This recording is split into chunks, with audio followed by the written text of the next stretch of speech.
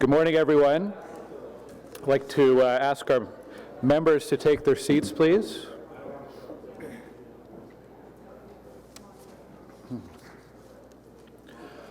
Welcome to our Built Heritage Subcommittee meeting for October 21st. We have regrets today from Vice Chair Quinn and Member Conforti. Are there any declarations of interest this morning? I'm seeing none. Confirmation of minutes. Are the minutes for the meeting of Tuesday, September 10th confirmed? Confirmed. Confirmed. Thank you. Okay, we'll go right into the agenda items. The first is, I want to remind that if anyone has a desire to speak today or make a presentation on any of the items in the agenda, you can sign up at the sheet at the front of the room. The first item on the agenda is Heritage Designation Bylaw Amendments. There's some legal description updates. We do not have a presentation on this. Any questions from committee members on this report? If not, can we carry that one? All right, that one is carried. The second item is application for demolition and new construction at 73-77 Geeks Avenue, a property designated under Part 5 of the Ontario Heritage Act and located in the Lower Town West Heritage Conservation District. And we have staff here to give a quick overview of this report. I'll hand it over to you. Thank you, Mr. Chair. Good morning, everybody. The application before the committee today is an application for demolition and new construction in the Lower Town West Heritage Conservation District. The application is also subject to a zoning bylaw amendment, which will be considered by Planning Committee concurrently with this report on October the 24th. So as I said, the property is located in the Lower Town West Heritage Conservation District at the corner of Geek and Perron. The HCD was designated in 1995 for its importance as the oldest residential neighborhood in Ottawa. It's significant for its evolution over time and its association with generations of Ottawa's working class people, both English and French. The property is located at the northeast corner of Geek Avenue and Perron. Immediately, the subject property is here at the corner. It is a two-story flat roof, three-door row, and immediately across the street is a large red brick house with several additions that has been converted into a multi-unit residential building. To the north, at the end of Perron, you can see the Bruyere Hospital. To the west is the Basilica, the rear of the Basilica. Immediately to the south is a two-story apartment building with a high basement, this yellow apartment building. And then to the east along Geek Avenue, you see a typical Lower Town streetscape of mixed residential buildings. There are two existing buildings on the site, a two-story flat roof, three-door row constructed circa 1872, and a detached garage, which you see in the third photo here. The row house was reviewed and evaluated during the Lower Town West Heritage Conservation District study and is a Category 4 building in the Heritage District, meaning that it has limited heritage value. Despite its age, the building has been heavily altered over time and retains little of its original character. The Lower Town West HCD plan has guidelines related to demolition that discourage demolition of buildings of heritage significance. Further, they state that buildings of little significance can be considered for demolition where an appropriate replacement building is proposed. As this building is of little significance in the HCD and staff believe the proposed building is appropriate to the HCD, we have no objections to the proposed demolition. The proposed development is a 7-unit townhouse row with 1 unit facing onto Geek and the remaining 6 fronting onto Perron. The setback is similar to other buildings on both Geek and Perron. You will see here, this is the adjacent building on Geek.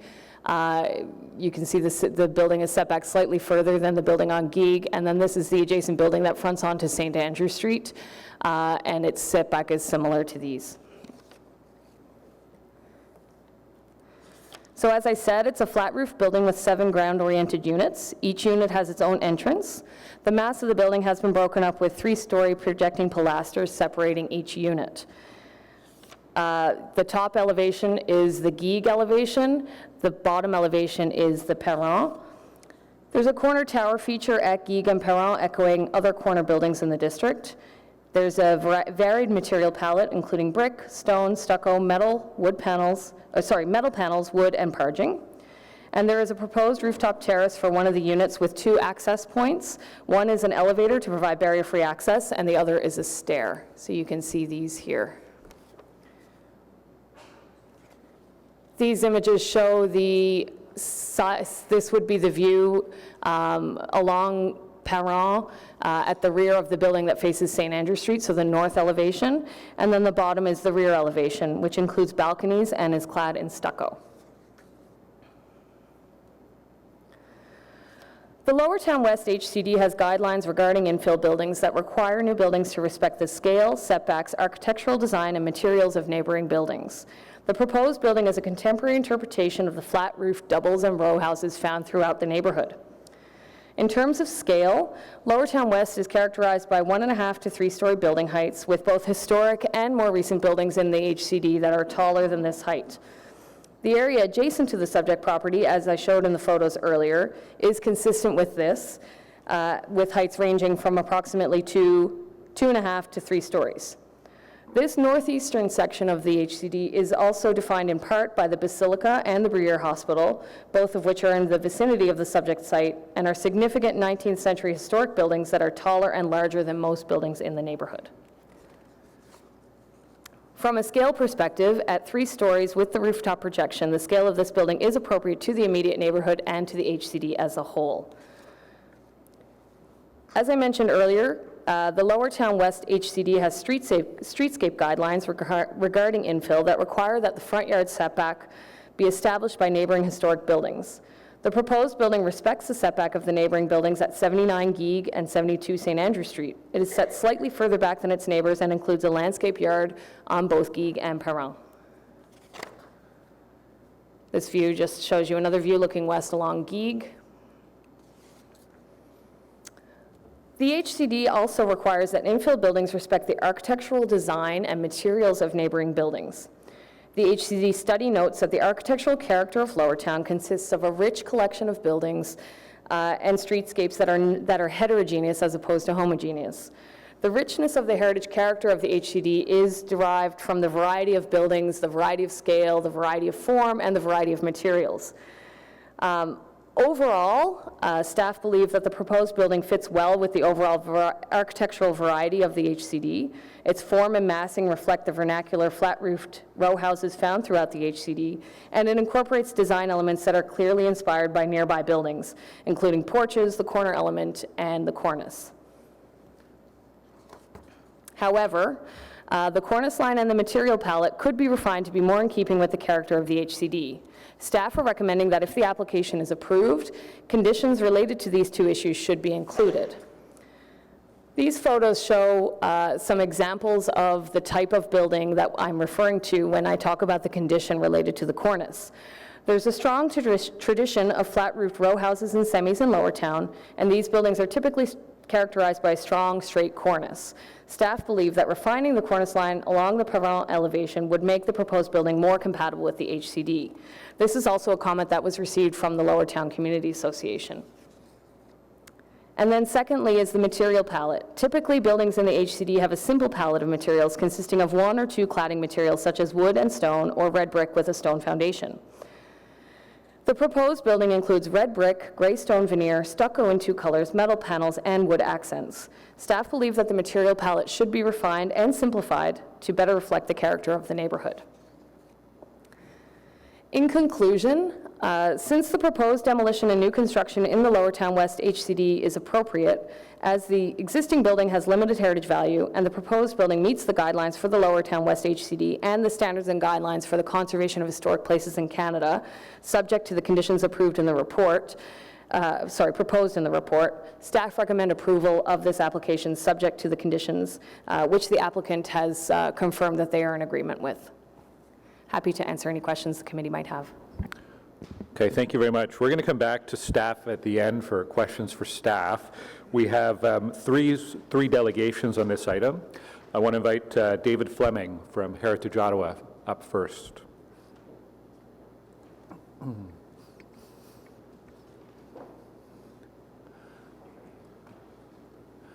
Morning, David. Thank you, Mr. Chairman. I'll be very brief. You have a copy of our brief on it. I guess we do support the recommendations quite strongly, and we're very pleased to see something like this come along. And we've had a lot of time to comment on this. I think it went back to early summer when we got the advance notice of it, and we were able to comment on it prior to the recommendations coming from staff. But we are, I guess we congratulate the proponent and the city on their efforts to arrive at a proposal that has the potential to make a positive contribution to the Lower Town West Conservation District. That's all I have to say. Thank you. Thank you. Any questions for Mr. Fleming? All right. Thank you, David. Next on the list, I have Jon Stewart. Mr. Stewart, good morning.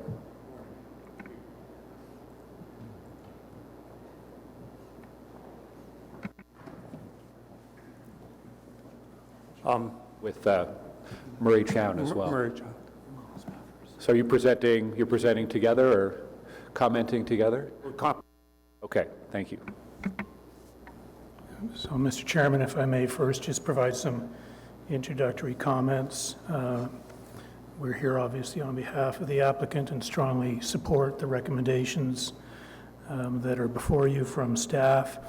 I just wanted to point out to members of this committee, you don't have the benefit of some of the other comments that were provided on this application in response to the site plan application. So there's a report on the planning committee agenda for Thursday, including recommendation to approve the site plan for this project. And I just wanted to highlight for you some comments that are provided in that report, which have not been provided to you because they were comments in response to the site plan circulation and not the heritage permit application. But some of the comments are as follows. 1, we support this project. It is an exciting start to revitalizing Lower Town. 2, the 3-story, 7-unit massing is a welcome addition to the neighborhood. It is desirable to have units front onto both Gig Avenue and Perron Avenue. 3, the scale of development fits well with other infill developments in the area. 4, bringing the townhomes and porches close to the street line contributes to the orderly streetscape character. 5, the style of architecture is appropriate for the neighborhood as it does not seek to replicate historic buildings or jarringly contrast with the historic buildings. I'm losing count. I think I'm up to 6. Wrapping the development around the corner of Perron and Gig Avenue is nice. And lastly, the property has been in disrepair for some time, and the redevelopment is welcome news. Thoughtful design will enhance the neighborhood. Mr. Chairman, members of the committee, I think you've got strong support for this application from staff. You've just heard from Heritage Ottawa, who indicate that they see this project as a positive contribution to the Lower Town Heritage Conservation District. I would, subject to additional comments that Mr. Stewart will make as our heritage consultant, I would strongly recommend that the committee support the staff recommendation and approve the application subject to the conditions as set out in the staff report. Thank you very much. I really don't have a lot more new information to add, but I thought the one thing that I was sort of intrigued with when working with the architect is that Jacques was originally chairman of the original LACAX in this area, and so this is probably 25 years ago, but in fact he, in the process of developing the design, he has undergone a number of iterations, including reducing the number of units, introducing larger porches, reduction of the material palette with accents at the windows and doors and cornice line. The facade materials are set on a foundation and do not extend below the ground level, floor level. The units are set on a base foundation that is continuous and provides a prominent visual feature that is common to residences in the area. The design and material vocabulary varies between groupings of units indicating property lines as illustrated on the site plan and the elevations. Where possible, there are canopies and porches at front entrances overlooking the street. A full expression was not possible due to the setback requirements of hydro. The fenestration pattern is broken up to provide some visual variety between bank townhouse units, and the ground floor windows along Perron Avenue were increased and set lower as they do on the Guige facades. I think what you see here today is, in fact, Jacques, he's gone through 23 iterations of this design in order to come up with something that he was comfortable with, and the recommendations to you to have a look at the cornice and to have a look at the palette are more than reasonable, and I think we're prepared to work within those requirements. Thank you. Okay, thank you. We'll do questions for the applicant first and then questions for staff after that. Councillor Brockington. Thank you, Mr. Chair, and good morning. I just want to make sure I'm clear that recommendation 2A and B direct staff to work with you, and it says the applicant to simplify, refine the material palette for the building, and 2B, the applicant reconfigures the cornice line of the building to better reflect the straight cornice lines that characterize the flat roof buildings. Are you in agreement with these recommendations? Yes, we've got no objections to those conditions. Excellent.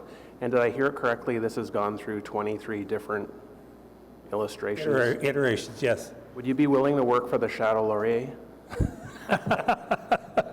Very good.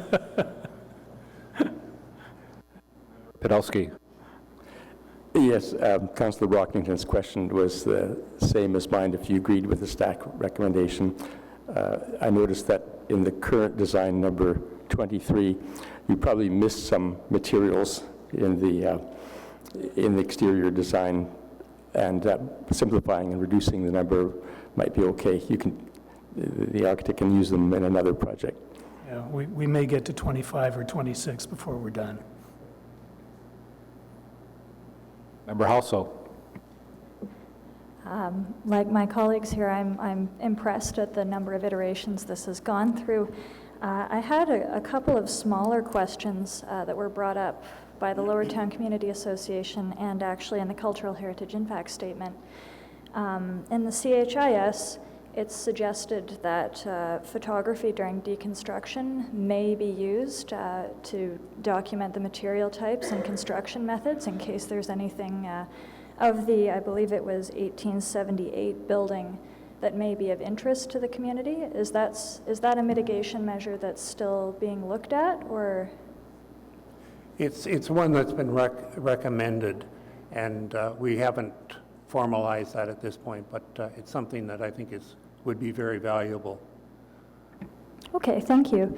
And the other one that I wanted to bring up is something that I've seen increasingly more commonplace in heritage projects like this, where an older building can't be salvaged or there are reasons to promote redevelopment.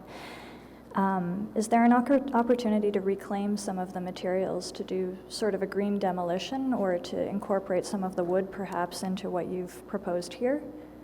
Is that being looked at? At this point, no. I think part and parcel with having a look at the building before it's demolished. I mean, potentially there are elements that could be incorporated, but it's at this stage the answer is no. Okay, thank you. Okay, thank you. Thank you, Mr. Chown. Thank you, Mr. Stewart. We're going to move on to questions for staff. Councillor Fleury. So sorry about that. Before I share questions to staff, I just want to inform committee as to where I'm at and what I've heard from my community relating to this application. So obviously, generally, everyone's very happy to see the site being activated and the improvements. We did get very positive comments relating to the fact that there was no garages specifically. You're in the heart of the Byron. You're right on the edge of the Byron Market, very accessible to fresh food, and you're so close to the LRT. So people are favorable to that. At the same time, there's two issues that arose from that. if garages were provided, the appropriate garbage and recycling locations would be in place. Because there is no such locations, I will be going to Planning Committee on Thursday to try and bring more certainty to the site plan relating to recycling and garbage locations. And that's often a disconnect I find with the planning department, is that they don't use a fullness of their authority, and then we spend $300 every 311 call to send bylaw to try to resolve the issues afterwards. So I'll try to work with the applicant, and if not, bring a motion on Thursday specifically for location of garbages so that it's not an issue into the community. But specifically for your authority today, my concern has been relating to the projections. So as you've seen, there is a proposed rooftop patio on the north side. It's on the screen now, on the north side of the property. I don't believe it to be typical of the neighborhood. When I asked planning staff specifically, they said that the other projection that's nearby is the Bruyère Hospital in a very different use, in an institutional use. So I continue to be worried about the projection and what that would mean in terms of the Heritage Conservation District. So I would, with your indulgence, Mr. Chair, ask staff to comment on that. And following their comment, I would likely move that as part of their review of the HCDs in Ward 12, that they look at the impact of projections. Because right now in our HCD, there's no such language. And I do think that it needs to be looked more fulsomely.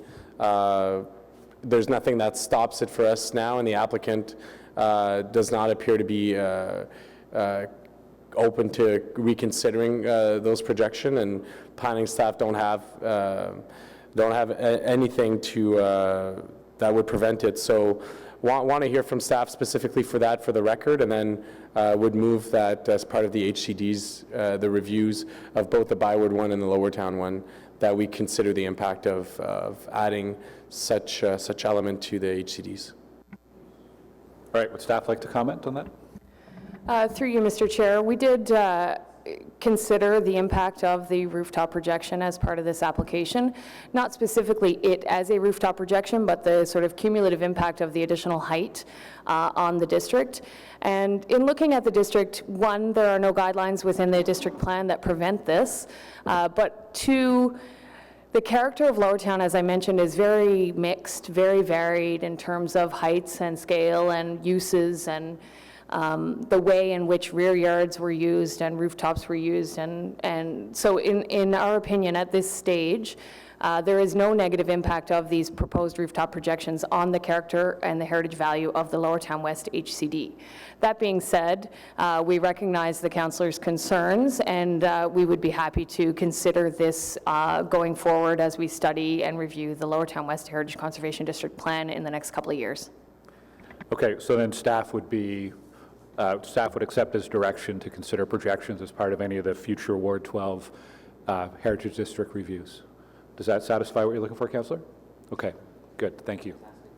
Councillor Moffat. Is that something we look at elsewhere? Like, is it, we have a number of heritage conservation districts, are projections a concern elsewhere? Through you, Mr. Chair, yes, they are. We have specific guidelines related to them in the Rockcliffe Park Heritage Conservation District plan, their new plan.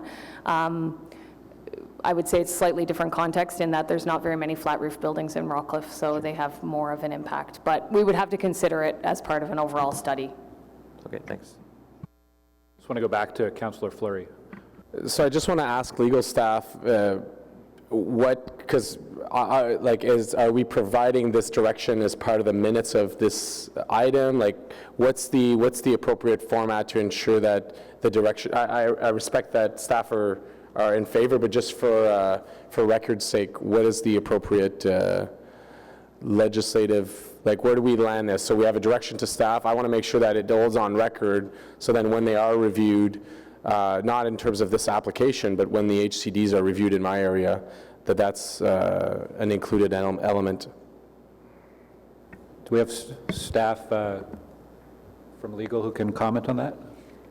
Mr. Chair, that is something that certainly I think staff can look at under the Ontario Heritage Act when it reviews the HCD guidelines. In terms of level of formality, is direction enough to capture the intent of Councillor Fleury, or does it need a more formal motion?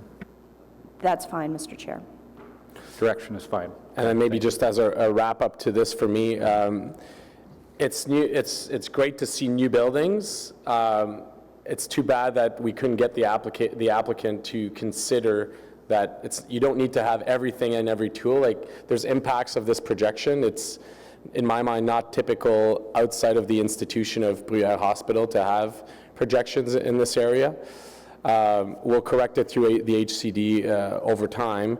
That said, I did have neighbors contact us as part of this application who wanted to add, who have existing heritage buildings and wanted to add a third floor patio, and were denied by the planning department.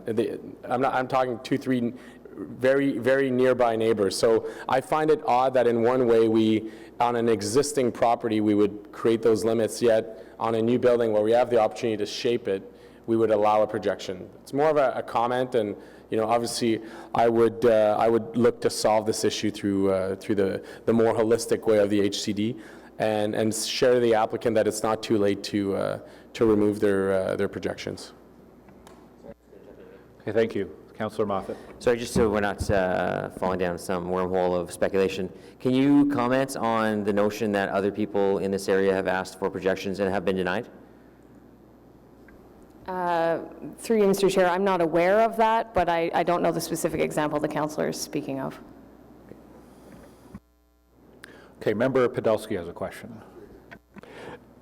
Yeah, my only contribution to question to staff is about clarity of language and meaning. I think the use of the term projection is a technical word that is lost on the public, and I think that if we're talking about small penthouses that alter the visual profile of the district, that's one issue. But I think the meaning, the intent of this discussion is about the use of flat roofs as rooftop terraces with the implications on privacy.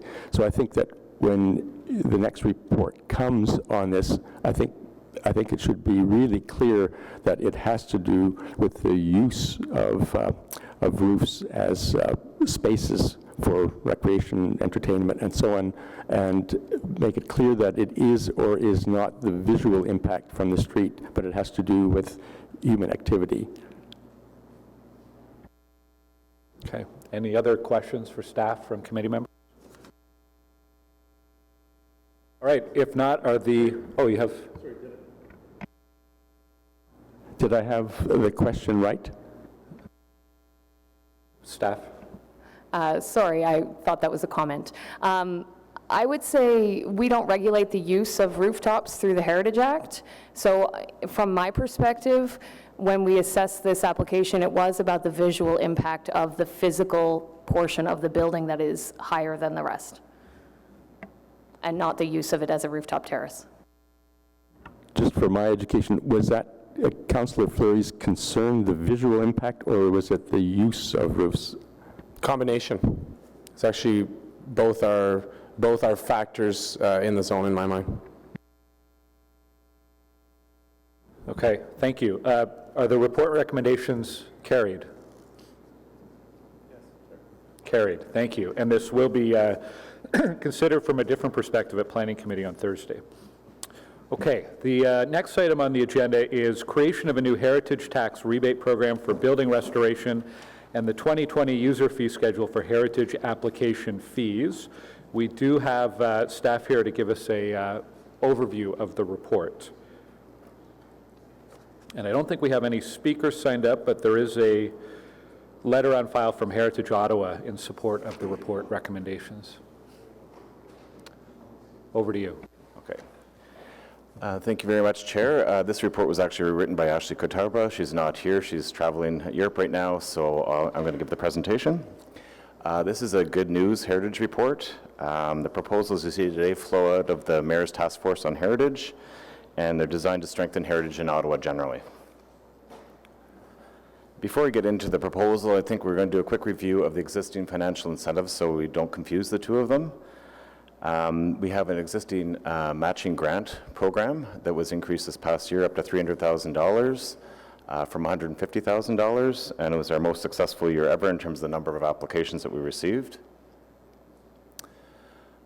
In terms of the types of work that this program offers, if you take a look at the screen, you can see it's majority of them are for things like porches and windows and repointing, are the vast majority of our applications. So they're small scale and tend to be focused on residential building types. This is actually an example of 3 images that received restoration grants under the existing program, from cedar shake replacement to porch restoration to window restoration. It's very important for these buildings to renovate themselves and restore themselves back to the original, and that's what the program's designed for.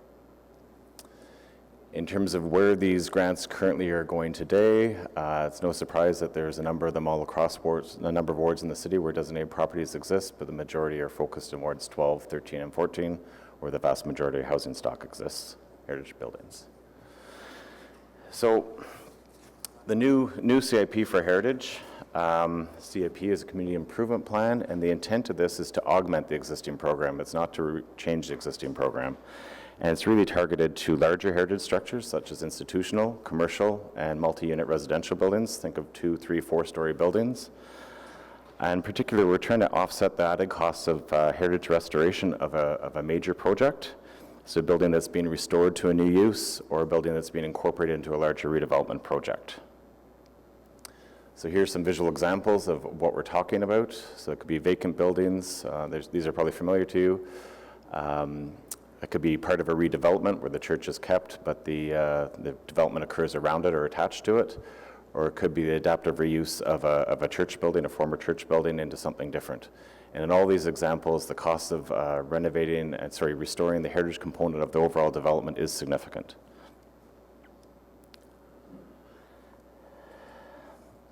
So the proposal is to create a community improvement plan under the Planning Act to apply to heritage buildings.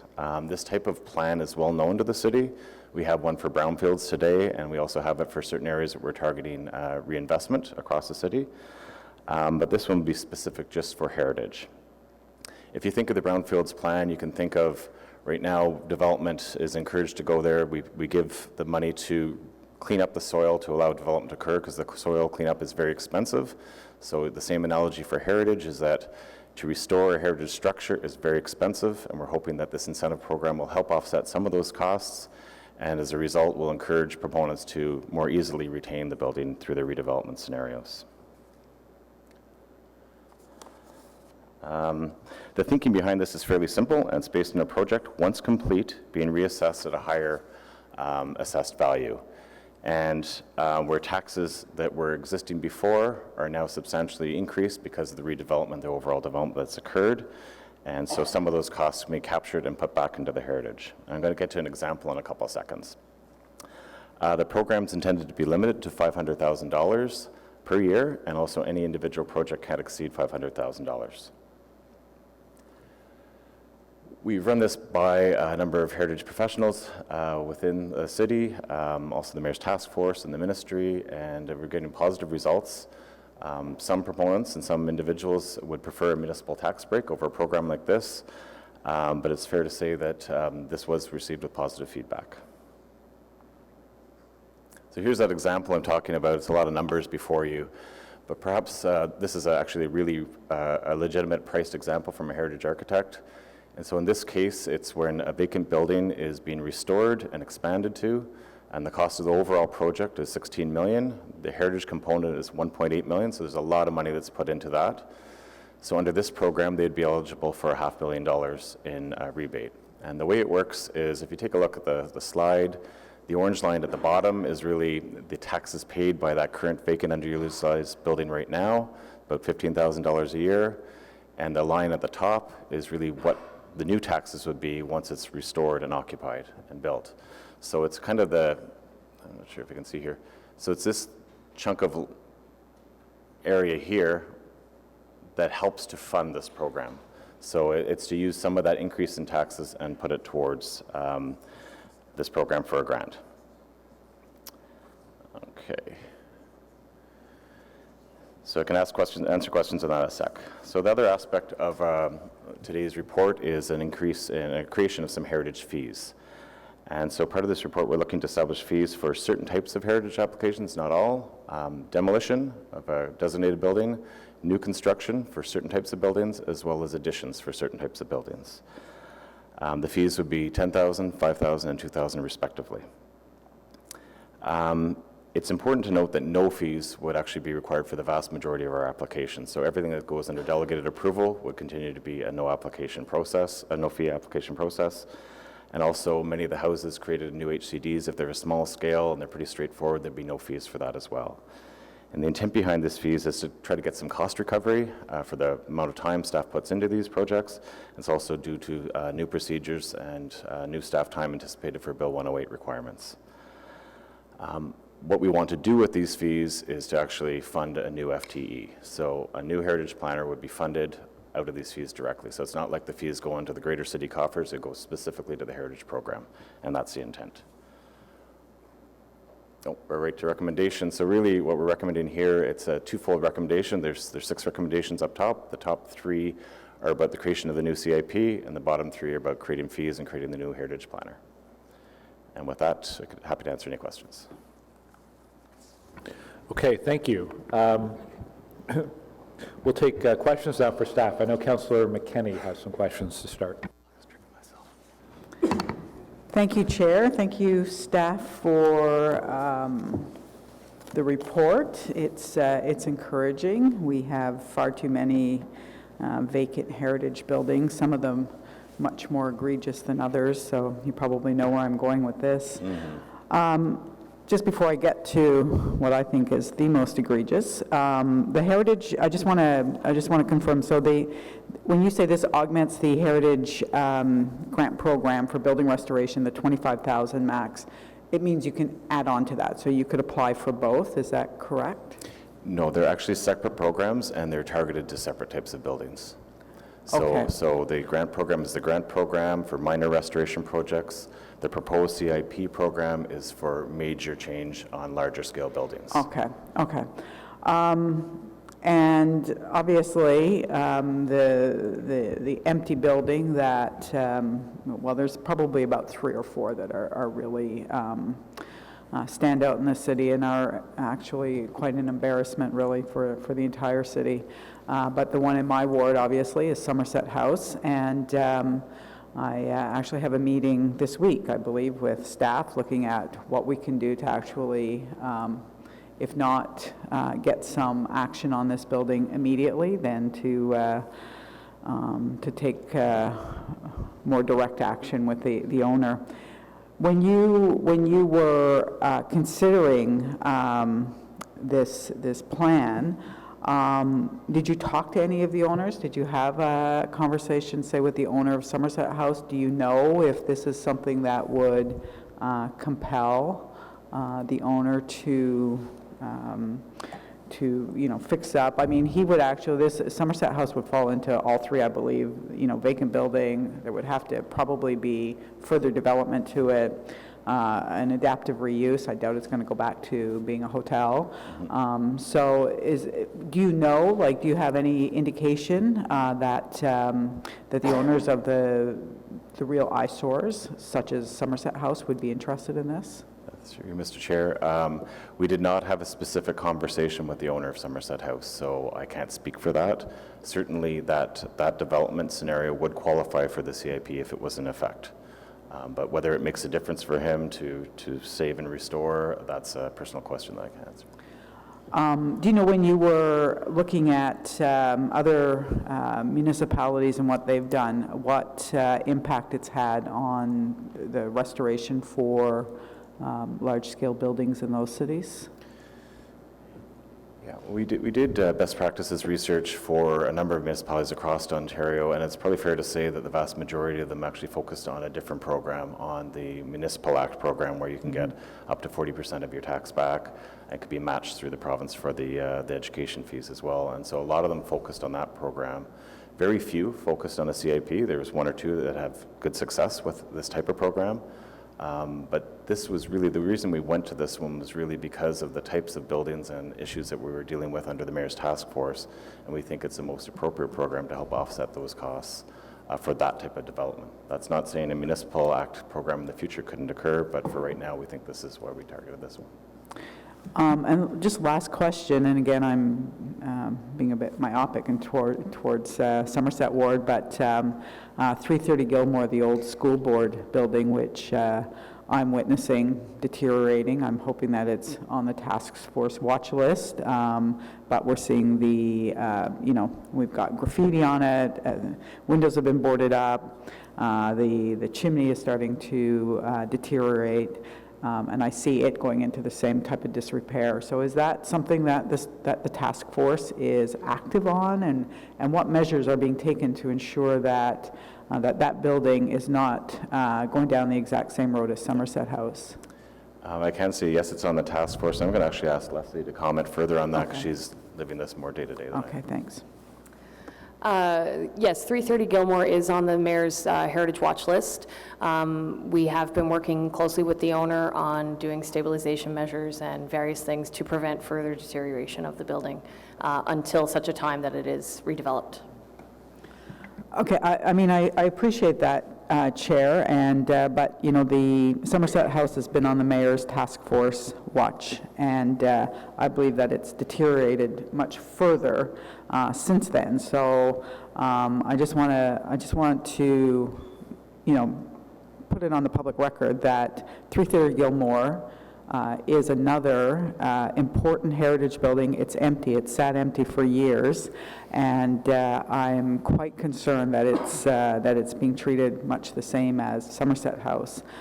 So I would, I would like to get some assurance that that's not the case. That it is fully winterized. That the bricks are not deteriorating the way they are for Somerset House. We know that the owner is trying to argue that the bricks can't even be replaced, which I don't believe, but I know that it has, we've had to take down a half a wall since it's been on the task force. So I'm quite concerned about 330 Gilmore and it going in the same direction if Ashcroft doesn't move on it sometime soon. Thank you. Any other questions for staff on this item? Member Podolsky? Yes, I obviously very much welcome the Community Improvement Plan program and the granting that will be involved in that. I think it's been a long time coming, and it's very gratifying to find it here at the floor of the Built Heritage Subcommittee today. I had one question which had to do with the fees that would now be charged for demolition and new construction and alterations.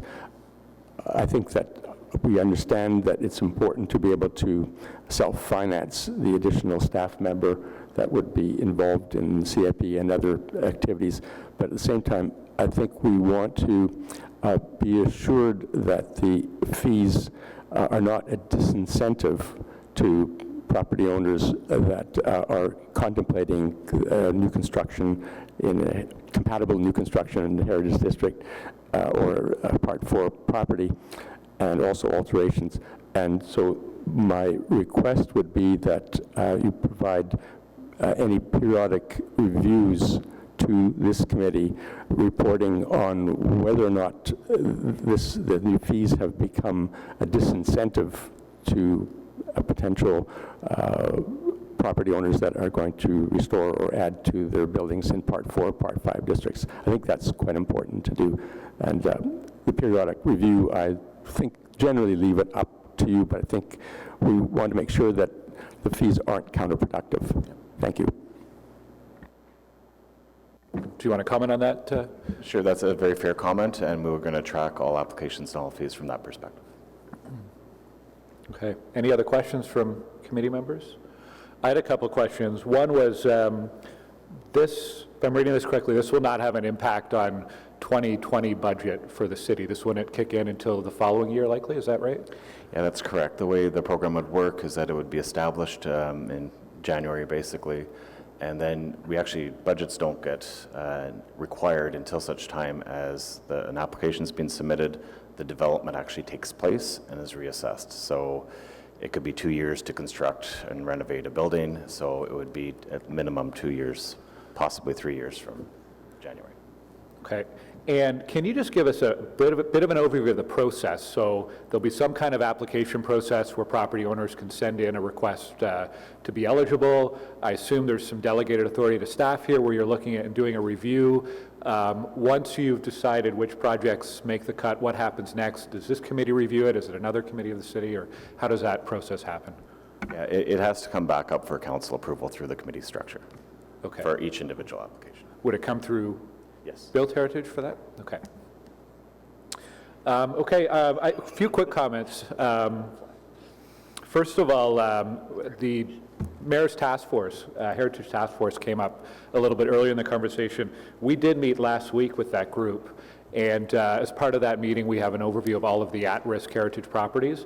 And I think, from quarter to quarter, as we have that meeting, usually things are moving from high risk to medium risk, and things are moving from medium risk to low risk, and there's always 1 or 2 properties that come off of that list. So we're going in the right direction, but there are a number of big problem buildings, larger problems that just seem to linger on that list. And I hope that a program like this gives us more options to incentivize the property owners. I know we're getting more aggressive in the enforcement and using the limited tools we have to enforce the bylaws and enforce the powers that we have under the Heritage Act, but this is another incentive that we can offer as well, and I hope that we see more of the at-risk buildings move off. I was also glad to see that under the criteria that you're using, you've called out specifically housing and housing affordability. I think it's an important criteria. If we're looking at a serious issue in our city around housing, if there's projects that can help can make that contribution as a public good, I think that's a positive as well. And I remember back in 2015 actually attending a lecture from Dr. Bruce Elliott at Carleton University. Heritage Ottawa hosted it, and he was giving us an overview of different programs of municipalities across the country and what they're doing to incentivize heritage property owners. And at that time, Ottawa was clearly in the back part of that pack. And I think programs like this help move us up into the leaders. So I'm pleased to see the work that staff have done on this, and I appreciate your work and the recommendations in front of us. Thank you. Are the report recommendations carried? Carried. Thank you. Okay, we have one more item on the agenda. We were going to receive a report on a property at 910 March Road known as Sisson's House. And this was initially going to be a report recommending designation of the property. Unfortunately, over the weekend, the building was demolished. So we are going to receive a verbal report. And Member Podolsky has a motion. Thank you. I'm pleased to move that be it resolved that the Built Heritage Subcommittee suspend the rules of procedure to receive an oral update from staff with respect to the Scissors House, 910 March Road, and to dispense with the requirements for staff to provide any further written report on this update so that the committee may receive timely information on this matter. Is the motion carried? Carried. Okay, I'll hand it over to staff for an update on what's gone on over the last few days.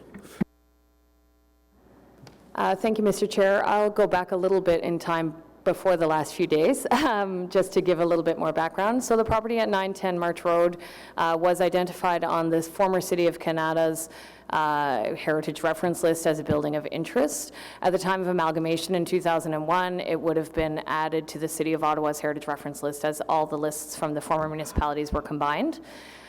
So it has been listed as a building of interest for some time. In the spring of this year, it was identified as part of the Heritage Inventory Project as a property to be added to the city's Heritage Register. Due to the spring flooding, all the properties that were located in Ward 5 were deferred to the fall. So this building was to be added to the register in November of this year. We received an application to demolish under the Building Code Act in September. That application was circulated to the Heritage Group as a result of it being on the Heritage Reference List. And staff evaluated the property and determined that we felt that it was of sufficient heritage value and that it met the criteria under the Heritage Act that we should bring it forward for committee and council's consideration for designation under Part 4. Unfortunately, the demolition permit was issued on Thursday of last week because there was no impediment under the Heritage Act to issuing that permit. And then on Sunday, just yesterday, the building was demolished. So there is nothing to designate. All right, I want to open it to questions if any committee members have questions. I know this is a bit of a sudden and unexpected news, but maybe just to talk about over the last week, last 3 or 4 weeks actually, what proactive steps you've tried to take in order to prevent this demolition from occurring? So, Mr. Chair, I can advise that when Heritage staff became aware of the demolition permit being submitted by the applicant, I did reach out to the applicant's agents to discuss if there was other options. They were pursuing demolition through the lawful means that Ms. Collins spoke about, but certainly I encouraged them to come in and meet with us to review any of their options up into including moving the house on the property. The property is about 3 hectares in size, and though it does have some constraints, it does front March Road, and so certainly we were open to reviewing options to move the house on that property. We were only designating the house and the modest front yard, but there was no interest in discussing that option. So up until this weekend, certainly the conversations were not leading to any positive outcome, which is why we brought forward the designation on an urgent basis using the authority we have in the official plan for such extenuating circumstances. Councillor Brockington. So if this recommendation to the subcommittee was pending, why would the city issue the demolition permit? Mr. Chair, these are 2 separate legislative processes, and this property was not designated under the Heritage Act, and the chief building official has to act independently and assess the application as it comes forward at the time. But the Heritage staff are consulted as part of the circulation, and they indicated that this property would be recommended to be added, and it was deferred only because of a weather event this year. So am I correct in saying this would have been before the subcommittee's attention earlier this calendar year, had there not been flooding issue? Yes, Mr. Chair, but it was not before this committee and had not been issued a notice of intent to designate. Therefore, it was not applicable law for the chief building official to act independent, although comments had been received by staff.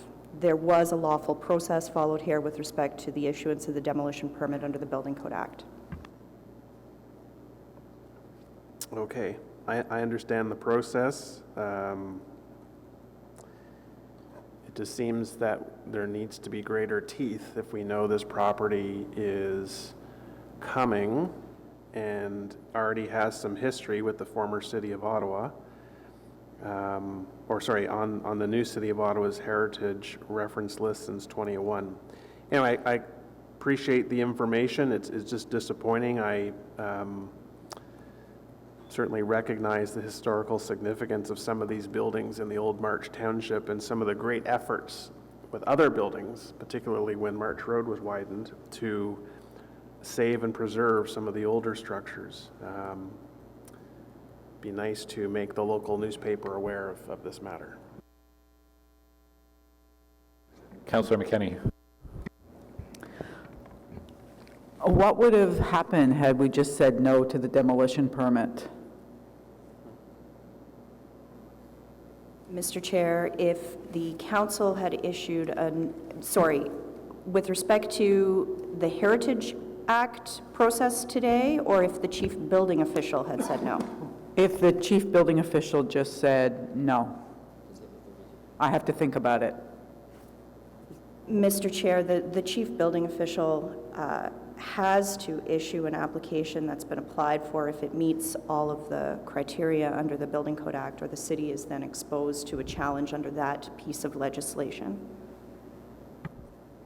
And there's no way to delay that for a day? 3 days, I guess. We'll give it the weekend. Mr. Chair, perhaps staff can comment as to when all of the criteria had been met under the Building Code Act for the issuance of this demolition permit. If I may, I get requests for demolition regularly, not frequently, but regularly. And often what I do is I don't hold it up on purpose, but I certainly hold it up until I understand what is going to be replaced with. So I'll give you an example. I'll just pull one out of my hat here. Norman Street, the developer owned 5 or 6 homes. They were, ready to come down, and they had an application that had been approved for a high-rise. But before they took down those homes, I met with them, I met with the community. We said, no, not until we have a plan in place that shows what is going to replace it. So they weren't ready to build right away, so we worked with them to ensure that there was going to be some soft landscaping, that there would be no parking in the, on the site, there'd be a couple benches. So these sorts of things take some time, and I certainly, in this case, wasn't doing it just to hold up the process, but I was certainly doing it to ensure that we had a plan going forward. So I just, wonder why something like that couldn't have been applied in this case. And I haven't been involved in the whole process, so I'm asking that honestly. I'm not. Thank you for the question.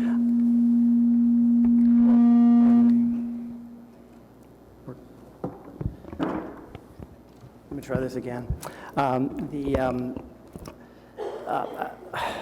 As it's already been noted, there's no opportunity or no ability for the chief building official to withhold the issuance of the permit unless the technical requirements of the Ontario Building Code are met and all applicable law. There are actually 7 criteria there in play. But having said that, with respect to applicable law, the example that you've provided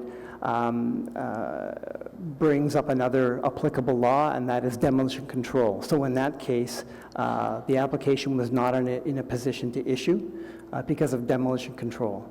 In the case in question at this moment, the only legislation that's applicable would be, under applicable law, would be the Heritage Act.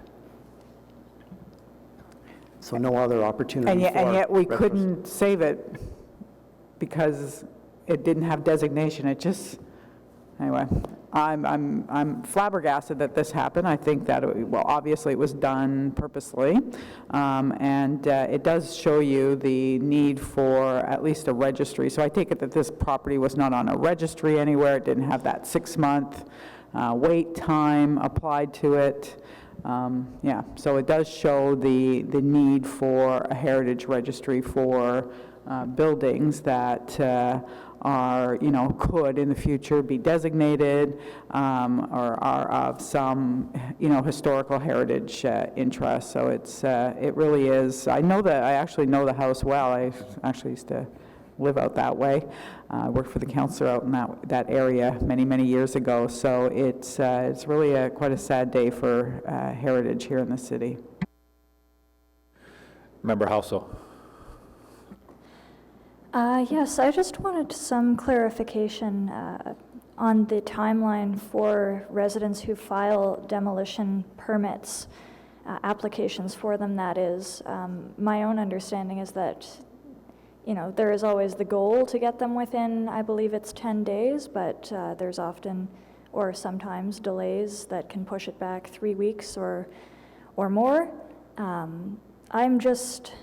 It's that 3 days that we keep coming back to, the difference between Thursday and Monday. And I guess in addition to what the actual timeline, if we were up against one to issue a demolition permit, and I'd follow that with a question on whether we see this final addition to the Heritage Register, this last group that are coming in November, if this is going to be resolving this issue or if we should be looking further.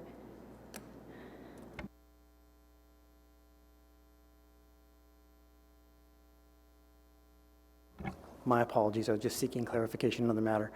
With respect to the building code, yes, it's a mandatory obligation for demolition permits for a process of this nature for 10 business days to be completed. In this case, the application was received deemed complete.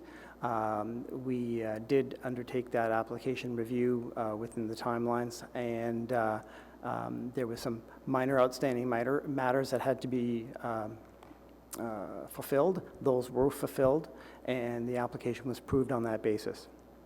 So at that moment in time, it had crystallized, and there was no opportunity for the chief building official to withhold the issuance of that permit.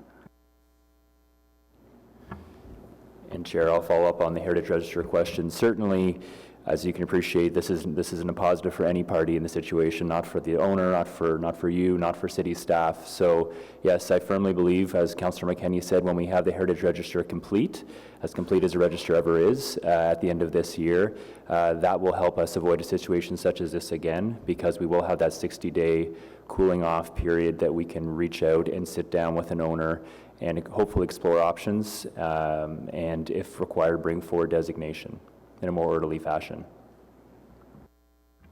Mr. Chair, for clarification, the notice of intent to designate would not have been valid under the Act until Council issued the notice of intent to designate if this rose on Wednesday.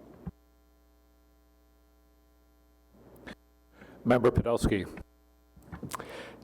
Yes, I mean, it's a very sad state, given that we've had a heritage program in Ottawa since the mid-1970s, and this threat of being able to exploit the loopholes in the city's system has certainly shown that we are still vulnerable to that when we have a property that staff was bringing forward for designation.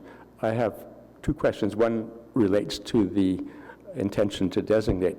Was there a letter that was sent by staff to the property owners that indicated the intention to designate? Now, I'm not talking about the council intent, but staff intent. Chair, I can advise that on Friday, when this report came live, I did reach out to the owner's agent, Mr. Pollowin, Michael Pollowin, to advise that we were pursuing designation, that the report was live. I subsequently sent an email Friday night as well, looking to further conversations that I'd had earlier in the week with Mr. Pollowin about exploring other options, up into including moving the property on the site, and my correspondence was not acknowledged. Just a follow-up question. Was there any indication to staff many months ago that the owners were seeking to demolish the building?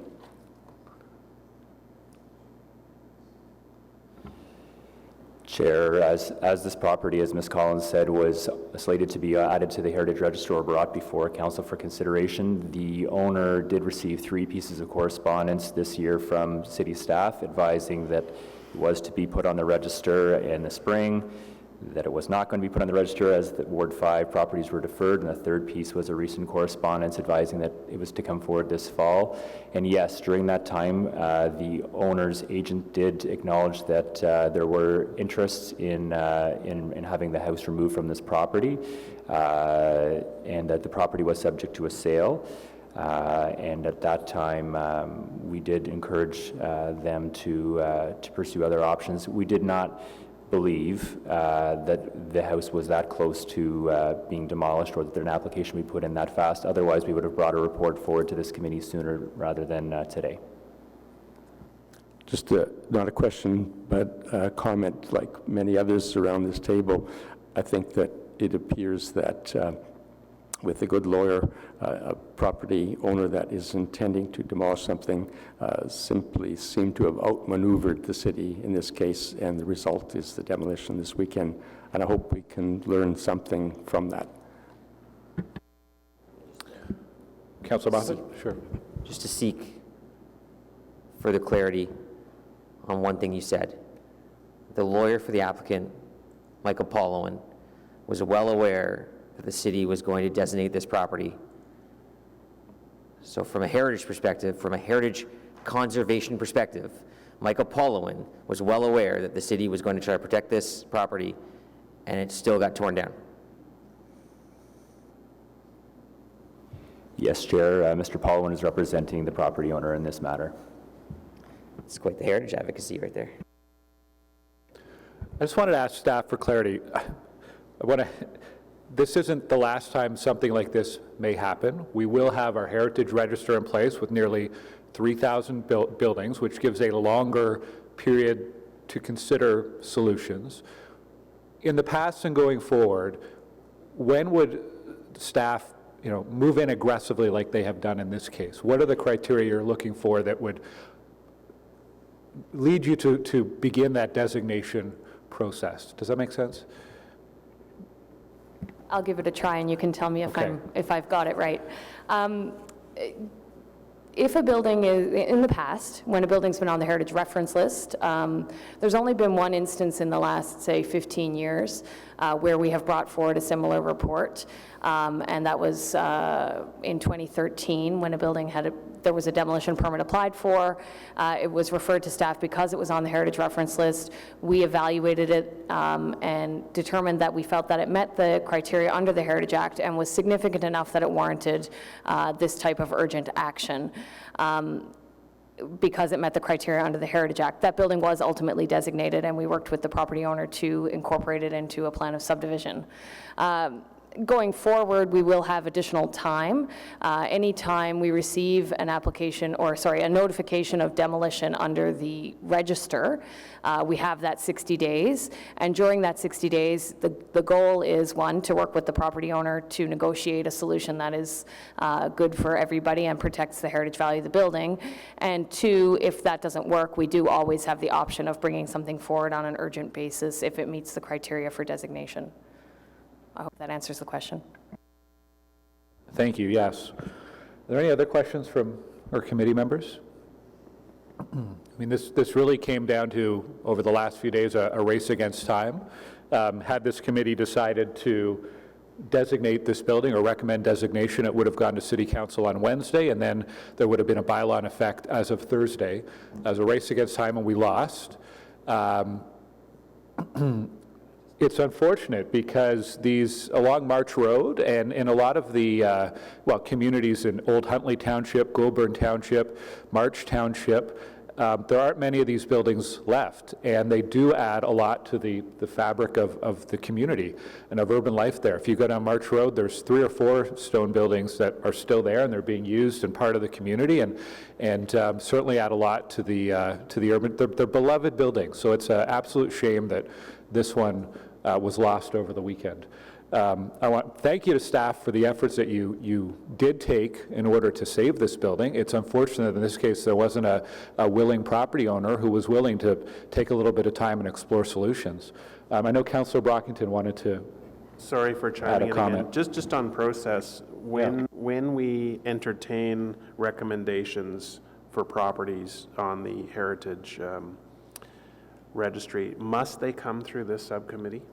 Like if there's an urgent matter, you can't go straight to planning or even council? It has to come through here. Okay. Through you, Mr. Chair, the Ontario Heritage Act requires that in order to issue a notice of intention to designate, it has to be after consultation with the Municipal Heritage Committee. That's a good clarification. Thank you. Okay, because it's a verbal update, we don't need any motion to accept it, but we'll end the conversation there. This was supposed to be a good news built heritage with the community improvement plan and the incentives, and it's unfortunate we have to end on a negative note. But are there any in-camera items today? Any notices of motion for consideration at a subsequent meeting? Any inquiries? Any other business? And then on adjournment, is the motion carried? All right, we're adjourned. Thanks, everyone. Our next meeting is Tuesday, November 12th.